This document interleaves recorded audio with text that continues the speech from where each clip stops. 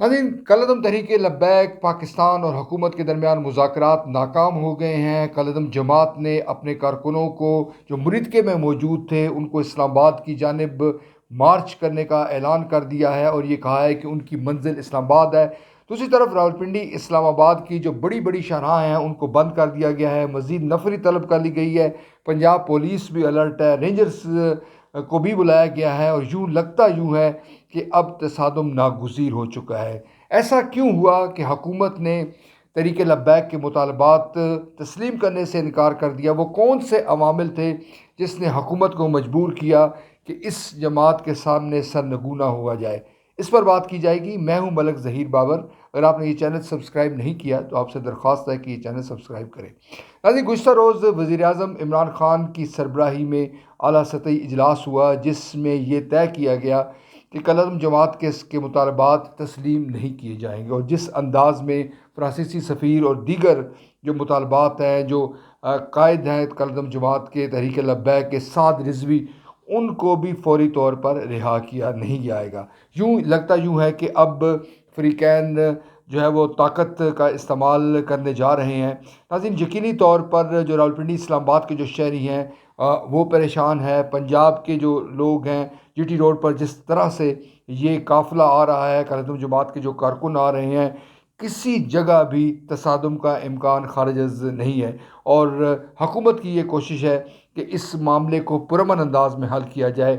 बारहा जो तहरीक लब्बैक के जो लोग हैं उनको अपनी मजबूरियाँ बयान की जा रही है, मगर जो मजलिस शूरा है तहरीक लब्बैक की, वो बज़िद है कि जो मुआहिदा हुकूमत ने उनके साथ किया था उस पर अमल दरामद किया जाए। नाज़रीन, ये तो आप बखूबी जानते हैं कि पुलिस एहलकार जब स्टार्ट हुआ था ये एहतजाज तो उस वक्त शहीद हुए थे, 3 पुलिस एहलकार शहीद हुए, दर्जनों ज़ख्मी हुए। दूसरी तरफ तहरीक लब्बैक के जो कारकुन हैं वो भी ज़ख्मी हुए और तहरीक लब्बैक का कि ये मौक़िफ़ है कि उसके कुछ कारकुन जो है वो शहीद भी हुए हैं बकौल उनके। मगर दूसरी तरफ जो पुलिस वाले हैं उनकी जो हालत ज़ार है, जिस तरह से पुलिस की जो वैन्स है उसको निशाना बनाया गया, जिस तरह तोड़ फोड़ की गई, यकीनी तौर पर उससे हर पाकिस्तानी रंजीदा है जो आइन और कानून की बालादस्ती पर यकीन रखता है। अब ज़ाया का ये कहना है कि हुकाम ने ये फ़ैसला किया है कि जो मुतालबात हैं वो तस्लीम नहीं किए जाएंगे। उसकी बुनियादी सबब यह है कि फ़्रांसीसी सफ़ीर को अगर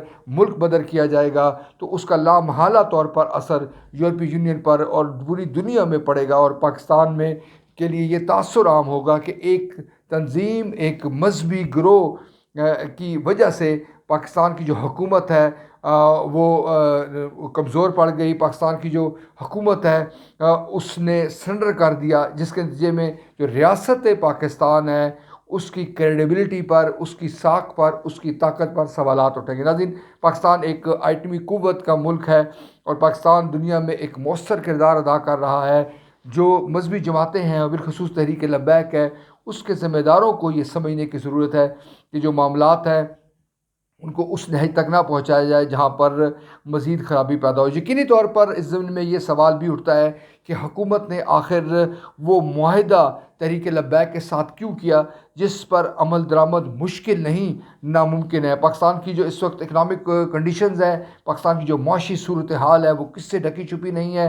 वज़ीर-ए-आज़म सऊदी अरब का दौरा करके आए हैं और सऊदी अरब ने एक बार फिर पाकिस्तान की मदद की है और पाकिस्तान की जो माशी मुश्किलात है उसको दूर करने की कोशिश की है। अगर ज़मीनी हक़ाइक़ ये हैं, अगर हमारी मुआशी सूरत हाल ये है, तो हम किस तरह से मुतहम्मिल हो सकते हैं कि फ़्रांस के सफ़ीर को बेदखल किया जाए, अमेरिका और दीगर जो मगरबी मुल्क हैं उनको नाराज़ किया जाए और ऐसे मामले पर नाराज़ किया जाए जिसमें पाकिस्तान का, पाकिस्तान की हुकूमत का, पाकिस्तान के अवाम का कोई कसूर नहीं है। वज़ीर-ए-आज़म इमरान ख़ान बारहा दफ़ा उन तमाम कुव्वतों को, उन तमाम अफराद को, उन तमाम इदारों को, उन तमाम मुल्कों पर वो तनकीद का निशाना बना चुके हैं जो कि हज़रत मोहम्मद सल्लल्लाहु अलैहि वसल्लम की ज़ात के हवाले से मुख्तलिफ़ किस्म की सरगर्मियों में मुलव्वस पाए गए हैं। लिहाजा एक पाकिस्तान की जो इस वक्त पोजीशन है वो किसी तौर पर इस बात की इजाज़त नहीं दे सकती कि वो किसी बड़ी तसादम की जानिब जाए और जो आलमी बरादरी है उससे आइसोलेट हो जाए। नाज़रीन,